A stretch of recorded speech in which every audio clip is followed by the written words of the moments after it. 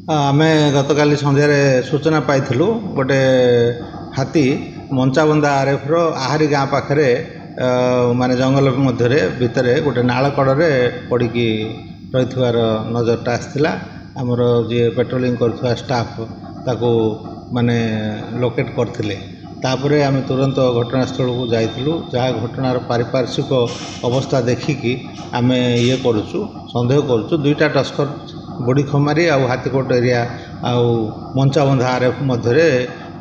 गत किछि दिन है विचरण करुले से भितर गोटे एडल्ट टस्कर आ गोटे सब एडल्ट टस्करटा थिला। यही सब एडल्ट टस्कर आ एडल्ट टस्कर मध्य साधारणतः से गोष्ठी कंदल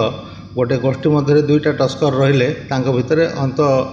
कंदलटा होता है सेटा तांकर कम्युनिटी ये आउ तेणुक यहाँ जहाँ सन्देह कर तार पारिपार्श्विक अवस्था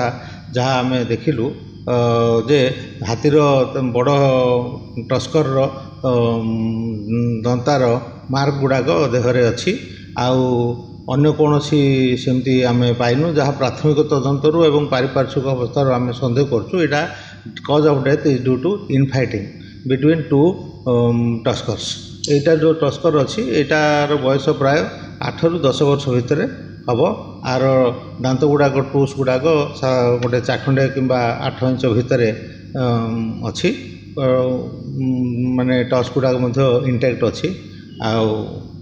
मु बॉडीटा को जहाँ देखा पर सन्देह करुचु जे 3 ରୁ 4 दिन खंडे हम ये डेथटा होइछि।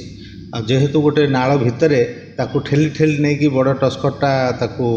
माने ये करके मारदेछि दलिकी मारदेछि तार लांज पछाड़े दुईटा टस्कर चिन्ह अच्छी तार कान पाखे गोटे चिन्ह अच्छी तार दांत पाखे माने गोटे क्षत अच्छी तो माने जहाँ एथुरु आम जापारछु जे एटा completely A case of infighting. बर्तमान आज आम टीम ऑफ डॉक्टर्स को इनवॉल्व करछु आ से माने पोस्टमार्टम रिपोर्ट आसला पर आम कम्प्लीटली यार कारण आम जापर। जेहेतु आप कहते 3-4 दिन तलर घटना स्टाफ माने ड्यूटी कर पेट्रोलिंग कर